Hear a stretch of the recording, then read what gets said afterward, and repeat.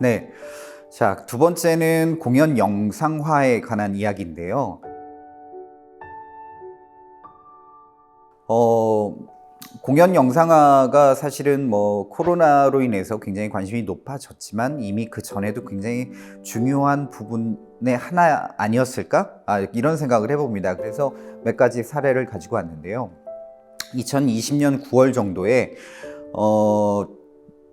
중국 국가대극원이 주최한 공연예술 베이징 포럼이라고 있었습니다. 여기에 전 세계의 유명한 예술 감독들이 다 온라인으로 접속해서 회의를 했고요. 약 90명 정도의 각 나라의 극장 총감독, 대한민국은 예술의 전당 대표 뭐 이렇게 회의를 했다고 합니다. 근데 이 화두가 공연 영상화였어요. 코로나로 인해서 공연계가 대면이 어려워진 상태에서 온라인으로 공연을 관객한테 전송할 방법은 뭐가 있을까? 이런 것에 대해서 고민하는 것이 우리뿐만 아니라 전 세계 모든 예술가 극장들이 관심이 있었다는 거죠. 근데 이제 그 사례 중에서 사실 영상화가 공연을 대체할 수는 없다라는 것의 원칙에는 다 동의를 하는 것 같아요. 하지만 공연을 영상화한다는 것은 새로운 공연을 모티브로 한 상품이 만들어질 수 있다는 가능성에 대해서는 다 또 동의를 하는 것 같습니다. 예를 들어서 미국의 메트로폴리탄 오페라죠. 메트라고 부르는데 코로나로 인해 2020년 3월 공연이 중단되게 되고요. 여러분도 알다시피 이런 단체의 그 재정 구조는 정부 지원보다 후원이 더 많습니다. 우리나라의 경우는 안 그렇지만. 근데 이 후원이 다 끊기게 된 거죠. 근데 이 매치는 오래전부터 HD 영상을 제작을 해서 at home 갈라라는 고유의 영상을, 오페라 영상을 가지고 있었어요. 그래서 이 영상을 무료로 온라인에 상영하기 시작을 합니다. 약 3만 명의 새로운 후원자를 얻게 되고요. 그 후원금은 약 6천만 달러, 우리 돈으로 732억 원을 모으게 되었다고 합니다. 그래서 매체 총감독은 이러한 3만 명이 새로운 관객으로 유입될 가능성이 높다라고 생각을 한다고 합니다. 물론 세계적으로 유명한 오페라 단체니까 가능하긴 하겠지만요. 그 다음에 미국의 필라델피아 오케스트라 같은 경우도 사실은 이런 녹화한 영상들을 새로 편집해서 영상을 틀면서도 거기에 새로운 젊은 아티스트들의 프로그램들을 또 영상화했다고 합니다. 그래서 이 영상으로 공연을 전달하는 것에 새로운 관객층을 넓혀가는 일에 좋은 홍보 수단으로서 활용이 되었다고 해요. 이렇게 많은 세계의 감독들이 좋은 성과를 내고 이 영상화를 통해서 또 새로운 가능성을 보고 있는 것 같은데요. 저희는 코로나 때문에 관심이었지만 이것의 영상화는 어디가 가장 먼저 했을까? 알다시피 또 영국입니다. 네, 근데 그 출발 사례가 재밌어요. 런던 올림픽이 임박해지면서 영국의 정부에서는 올림픽 예산 때문에 문화예술 쪽의 예산이 줄어들었다고 합니다. 그래서 어떤 자생력을 찾을 방법은 없을까, 공연이? 그래서 새로운 수입업은 없을까라고 해서 2007년도에 BBC랑 같이 디지털 영상 전송 모바일 앱인 아이플레이어를 개발하게 됐다고 하고요. 2009년도에 세계 최초로 디지털 시어터를 만들었다고 합니다. 그래서 NT나 이런 국립 단체들의 영상들을 이제 그걸 통해서 스트리밍을 하게 되었고요. 근데 이제 이것에 참여하는 영국의 국립극장은 이런 마음이었던 거죠. 관객에게 즐거움과 지적 탐구, 그다음에 영감을 줄 수 있는 높은 수준의 작품을 만들어서 이것을 공연장을 찾는 관객뿐만 아니라 그 외의 다른 관객들한테, 전 국민한테 보여주는 것, 이것이 영국의 국립극장의 미션이 아니겠느냐라고 방향성을 잡았다고 해요. 근데 이렇게 시작한 영국의 NT 라이브라고 하는 그런 프로그램이 영국 국내에는 700개 극장, 11,000개의 스크린에서 상영을 하고요. 전 세계 해외에서는 60개국에서 2,500 스크린에서 상영을 한다고 합니다. 이로 인해서 이 얻는 수익 또한 굉장히 대단할 거라고 생각이 들고요. 이 NT 라이브의 성공은 이제 공연계뿐만 아니라 영국 정부에서도 이런 것이 가능하구나. 저희는 뭐 공연은 그 라이브여야 되고 실제로 관객을 만나야지만 돼라는 약간의 고정관념에 빠져 있을 때 이미 이분들은 그 다음 단계를 준비하려고 해요. 그래서 BBC 방송하고 영국의 예술위원회가 2012년에 더 스페이스라는 재단을 만들어요. 그럼 이 재단은 어떤 일을 하느냐 하면은 기존에 이제 예술위원회가 예술 작품을 만드는 데 지원을 하는 그런 기관이라면 더 스페이스는 예를 들어서 AR, VR, 이머시브, 어떤 음향, 뭐 어떤 영상적인 것 아니면은 영상을 스트리밍하거나 서비스하는 플랫폼을 만드는데 이런 데에 지원을 하고 기술을 제공하는 그런 일을 하게 됩니다. 이 결과물로 카렌이라는 작품도 나오게 되고 그 다음에 더 인카운터라는 그런 작품도 나오게 돼요. 좀 이따가 제가 다 소개해 드릴 건데 이 작품들이 사실은 이미 이런 기관에서 도움을 통해서 기술과 결합을 해서 세계에 유통이 되고 있는 사례들입니다. 여기서 재밌는 조사가 하나 있었어요. 극장에서 디지털 컨텐츠 개발이 관객 제작 및 유통에 어떤 영향을 미칠까? 예를 들자면은 공연장에서 봐야 그 라이브함에 관객의 감동이 있게 되고 그렇기 때문에 이 완벽한 작품을 보는 거야. 영상으로 보면 그만큼의 감동을 못 주기 때문에 재미가 없어. 그러면 공연장을 찾지 않을 거야 라고 생각하는 게 대한민국 예술가들의 대부분의 생각이었고 영국도 마찬가지로 예술가들의 생각이 대부분 그랬다고 합니다. 그래서 영국의 예술위원회 그 다음에 런던의 극장협회가 동시에 이 조사를 하게 돼요. 이미 영상 서비스를 한 이유죠. 그래서 유명한 조사하는 업체를 선택하게 되고 극장에서 디지털 콘텐츠 개발이 관객 제작 및 유통에 미치는 영향력 이해라는 연구를 조사합니다. 근데 이 조사 결과를 갖고 아까 말씀드린 NT라이브는 매년 5편에서 6편 서비스를 하다가 이 조사 결과를 보고 그해 16, 17 시즌에는 15편으로 한 3배 정도 서비스를 하게 돼요. 네. 이유가 있겠죠. 어떤 결과길래 이런 서비스를 하게 되었는지. 자, 결과적으로만 말씀드릴게요. 공연장 가서 보던 사람은 공연장 가서 본다고 합니다. 근데 이 영상으로 봤다고 해서 지방 공연 실제 공연을 내 관객이 줄어야 되잖아요. 근데 줄지 않는다고 합니다. 그러니까 영상으로 볼 분들, 그냥 공연장에서 볼 분들은 다르다. 실제 온라인에서 공연을 보는 분들은 공연장을 찾는 분보다 젊다, 어리다. 그리고 관객들은 영상으로 공연을 접하는 것을 공연을 대체한다고 믿지 않고 새로운 장르를 만났다고 인식을 한다고 합니다. 예. 그리고 그 라이브니스, 그러니까 생동감의 그 기준을 두는 것이 아니고 가장 큰 동기부여는 편의성입니다. 편의성이란 뭐냐면은 내가 원하는 시간대에 내 태블릿으로 밤 12시에 새벽 1시에 내가 햄릿을 볼 수 있어.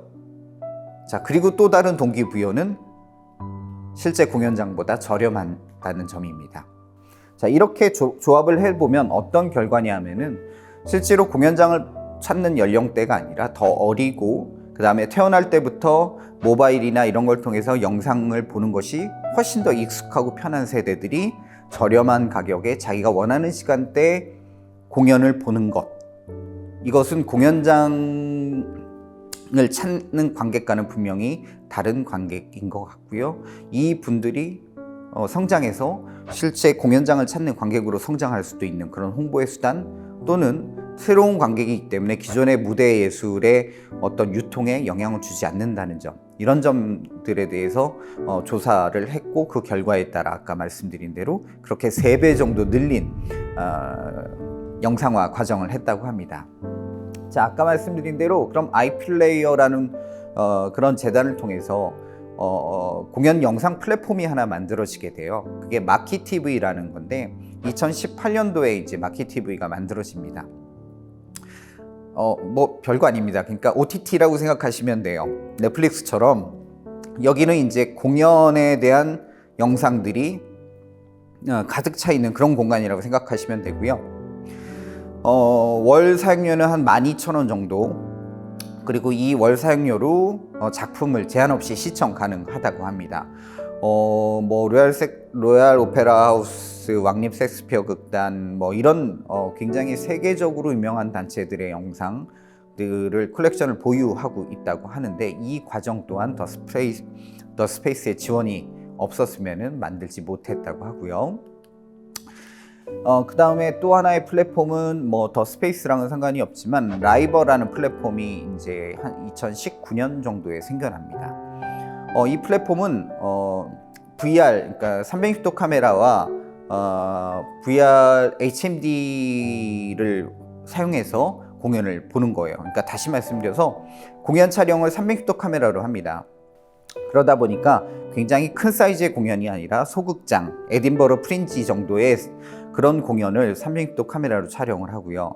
그 다음에 이 편집된 영상을 HMD를 통해서 관람을 하는 거죠. 사실은 HMD를 통해서 관람을 하면 정말 집중도가 높아집니다. 예. 자, 이걸 통해서 사실은 얻을 수 있는 것은 내가 공연장에 있을 때와 똑같은 느낌을 가능한 한 얻으면서 공연을 볼 수 있다는 장점, 그리고 미리 사전에 양해를 구하고 저렴하게 관람을 하시는 관객들이 보여요. 옆에 관객들이 있다고 합니다. 그래서 내 주변의 관객들도 돌아볼 수 있고 무대를 그 극장의 가장 좋은 좌석에 보는 그런 느낌을 얻을 수 있다고 해요. 크레딧은 한 6파운드 정도입니다. 한 편을 볼 수 있는 가격이고요. 근데 이 플랫폼에 대해서 제가 설명을 드리면서 앞으로의 큰 비전은 뭐냐면은 코로나 때 저희가 느꼈지만 그 세계의 축제들도 잘 이루어지지 못했지만 세계의 예술 감독들도 작품을 고르기 위해 다른 나라를 방문할 수가 없었어요. 예. 근데 이 아이버의 플랫폼을 만든 사람들은 본인들이 컨텐츠를 계속 쌓아서 어떤 세계의 유명한 예술 감독들한테 그 IP를 잠깐 열어주고 그분들이 이 안에서 작품들을 고를 수 있는 기회를 만들어줌으로 인해서 공연 유통의 역할도 한번 해보고 싶다라는 목표로 준비를 하고 있습니다.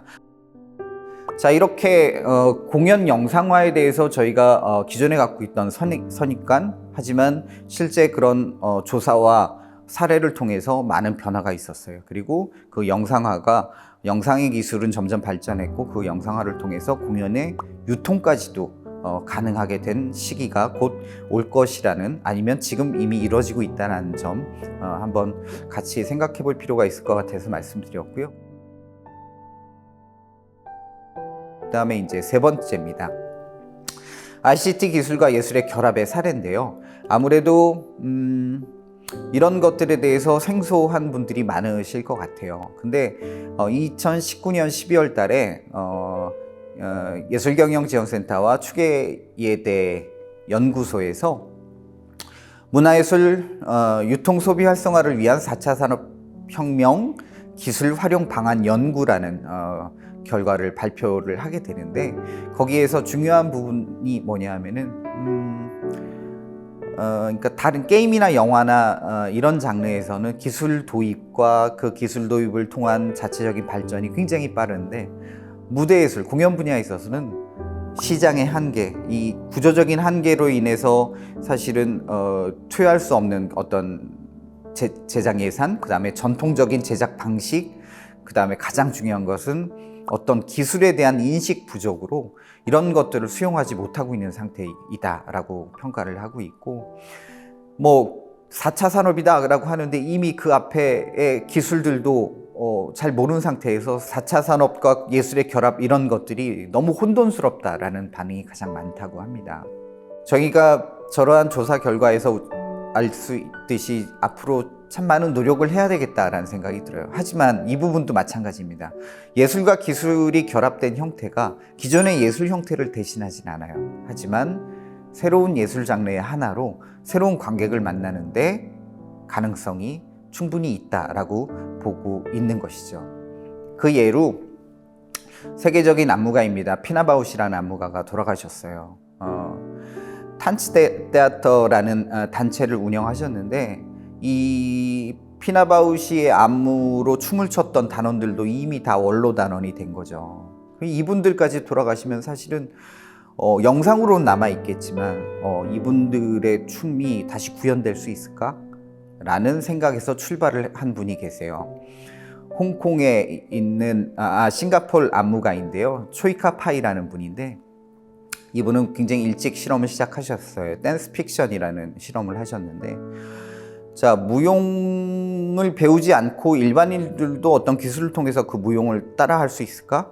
자, 그래서 거장의 움직임들을 디지털 데이터로 바꾸고 그것을 전기 자극으로 바꿔서 미세한 전기 진동에 따라 움직이는 연습을 했더니 춤을 배우지 않은 사람들도 1980년대 영상 속의 유명한 무용수의 춤을 그대로 따라할 수 있더라. 그래서 그 결과 구분할 수 없을 정도가 되었다라고 합니다. 이 전기 자극, 그러니까 디지털 데이터화 한다는 것은 영상 데이터와 조금 다른 개념이고요. 이 움직임의 관절의 움직임, 아바타를 생각을 하시면 돼요. 모션 캡처를 통해서 움직임을 디지털 데이터로 바꿨고 그것을 지금 있는 누군가한테 전달하는 방식, 그래서 그 결과물을 만드는 방식을 하신 거죠. 그래서 이런 실험을 해서 자극이 되었고요. 또 이제 네덜란드 팀인데 아토모스라는 웨인 맥그리거라는 굉장히 유명한 영국 안무가가 이끄는 팀인데 이 팀은 반대로 무용수의 몸에서 센서를 붙여서 움직임을 디지털 데이터로 추출을 했어요. 그래서 이 무용수와 무용수 사이에 3D 가상의 무용수를 이제 더해서 공연을 하는 실험을 한 거죠. 그랬더니 이후 구글과 파트너십을 통해서 이 무용수의 동작들을 다 디지털 데이터화 하기 시작을 한 거죠. 그 다음 단계는 뭐냐면은 AI로 이 무용의 안무들을 연구하게 했고 그 다음에는 인공지능이 안무를 할 수 있는 방식까지 도전을 했다고 합니다. 그래서 실제 안무가는 AI가 제안하는 안무들을 활용해서 안무를 완성하는 그런 실험을 했다고 합니다. 더 스페이스 재단이 어떻길래 사실은 이러한 결과물을 만드는 데 있어서 이렇게 가능할까? 그래서 그 사이트를 이렇게 자세히 들여다 봤더니 조금은 다른 것 같아요. 사이트를 일일이 소개하진 않을 텐데, 자, 예를 들면 이럴 것 같습니다. 우리나라의 예술과 기술의 결합 아니면 뭐 기술이 있는 뭐 이런 프로그램들, 지원 프로그램을 보면은, 자, 이런 기술을 사용해서 예술과 함께 협업을 해서 어떤 결과물을 갖고 와. 그러면 그 결과물을 만드는데 우리가 이렇게 지원을 할게 라는 것이죠. 기존의 예술에 있어서는 이런 지원이 가능했어요. 근데 사실 기술과의 결합에 있어서는 조금 다른 접근이 필요하지 않을까라고 생각을 했는데 이 재단에서는 사실은 이러한 예술가들의 고민을 가지고 같이 그 기술을 결합시켜 나가면서 결과물을 내는 일을 하고 있는 것 같습니다. 그래서 여기에 구성원들은 어떤 예술가보다는 엔지니어들이 더 많으신 것 같고요. 실제 그런 쪽에서 활동하신 분들이 구성원으로 포함이 되어 있는 것 같습니다. 그래서 2012년에 설립이 되었는데 1년에 한 800여 개 단체를 지원을 하고 있다고 해요. 그리고 이 재단 사이트에 들어가 보시면은 본인들이 어떤 팀과 아까 마키TV도 이 재단과 함께 했는데 이 재단과 함께 마키TV를 만들면서 그 노하우를 다 정리를 해놓고 또 이런 플랫폼을 만들고 싶은 사람한테 그 노하우들을 제공하는 역할도 하고 있는 것 같습니다. 자, 그래서 또 다른 결과물을 한번 살펴볼게요. 카렌이란 작품인데 이 카렌이 주인공이자 사실은 어플리케이션 이름이자 실제 그 드라마에 출연하는 주인공 이름이기도 해요. 이거는 드라마와 퀴즈와 게임이 접목된 모바일 앱의 형태라고 합니다. 카렌은 이제 어플리케이션 다운로드 받아서 이제 제가 가입을 하고요. 그 다음에 카렌이 매일 저한테 이것저것 질문을 해요. 그리고 제가 답변을 합니다. 카렌이 아마도 그 과정을 통해서 제가 누군지 알아가는 그런 과정일 것 같은데 하루에 2번 정도는 카렌이 직접 목소리로 전화를 합니다. 자, 이러다 보니까 여기에 참여하는 관객은 이게 현실인지 그냥 게임인지 약간 헷갈리게 되죠. 근데 이 카렌이 질문하는 모든 질문은 심리학자들에 의해서 정교하게 디자인된 질문이라고 합니다. 자, 이걸 처음 만든 연출가는 정부나 신용카드 뭐 아니면 인터넷에서 저희의 정보들을 기업들이 수없이 계속 데이터를 모으고 있고 그걸로 저를 파악해서 저희 소비 패턴을 파악해서 계속 어떤 상품들을 제공을 하죠. 여기에서 착안하셨다고 해요. 그래서 이런 빅데이터 사회의 낯선 모습을 어떤 개인적인 차원으로 끌어내려서 경험을 시키는 것이 이 작품의 목표였다고 합니다. 이 작품의 카렌과의 경험이 끝나고 마지막에 카렌을 한번 만날 수 있는 딱 하루 1시간 배우인 카렌이 저를 초대를 한다고 해요. 그래서 만나서 이야기를 나누고 그동안 저에 대해서 들었던 대답으로 만든 데이터, 분석된 데이터를 한 5,000원 정도에 판다고 합니다. 재미있는 경험인 것 같고요. 또 다른 사례는 Draw Me Close라는 작품이에요. 굉장히 유명한 작품입니다. 1:1 연극 방식에 그 다음에 VR을 사용을 했고 그 다음에 아까 말씀드린 이머시브 형태를 결합을 했습니다. 자, 공연장에 들어가면은 스태프들이 이제 장비를 착용을 시켜줘요. 관객 1명 1:1이라고 말씀드렸죠. 그러면 관객은 HMD를 통해서 그 안에 공간들을 보게 되고요. 그 안에 배우가 1명 있습니다. 자, 스토리는 이렇습니다. 등장인물은 딱 2명이에요. 암 진단을 받은 엄마와 5살 난 아들. 실제 제 앞에 있는 배우는 엄마입니다. 네. 근데 또 1명의 배우는 누구냐? 당연히 제가 되는 거예요. 그래서 제가 배우로서, 관객이지만 배우로서 엄마와 25년간의 그런 삶을 같이 3차원 공간에서 교감하게 되는 내용이에요. 하지만 여기에 또 재밌는 것은 관객은 HMD를 끼고 있지만 엄마는 안 끼고 있거든요. 그래서 엄마의 리드에 따라 움직이게 되고 엄마와 포옹도 하면서 실제 그 촉감과 느낌에 빠져든다고 하는데 너무나도 자연스럽게 이 드라마 속으로 빠져들어서 아들의 역할을 수행한다고 합니다. 네, 이 촉각까지 집어넣은 거 이게 굉장히 재미있는 아이디어인 것 같아요. 그래서 굉장히 라이브 하면서도 VR 이머시브 굉장히 하이브리드 공연인 거죠. 그리고 이미 유통에 된 사례가 이미 여러 번 있다고 합니다. 네. 또 다른 사례 소개시켜 드릴 것 같아요. 더 엔카운터라는 작품인데 사이먼 맥먼이라는 분이 만들었던 작품이에요. 내용적으로는 내셔널 지오그래픽 사진 작가가 아마존을 헤매면서 어떤 부족과의 경험, 그런 실화를 들려주는 그런 이야기입니다. 근데 이 작품은 헤드폰으로 들어요. 아까도 잠깐 소개시켜 드렸지만 헤드폰을 낀 관객이 있게 되는 거죠. 그래서 이 소개 영상과 포스터를 보면은 한 600석 되는 객석에 헤드폰이 걸려 있어요. 네, 그리고 그 다음에 사람의 머리처럼 생긴 마이크가 있습니다. 여기에 힌트가 있는데요. 이 더미 마이크의 경우 그 소리의 지향성을 굉장히 높이는 마이크인데 이 마이크를 통해서 그 아마존의 그 세세한 소리들을 마치 제가 아마존에 와 있는 것 같은 느낌을 사운드로 제공을 하는 거죠. 자, 이렇게 상상하시면 돼요. 소설을 읽었을 때는 제가 머릿속으로 상상을 하죠. 하지만 그 소설을 영화로 만들었을 때는 저는 그 비주얼을 봐요. 근데 그 비주얼이 제가 머릿속에 상상했던 것보다 못하면 약간 실망을 하죠. 이 연극은 관객의 머릿속에서 상상하면서 완성되는 것 같아요. 예.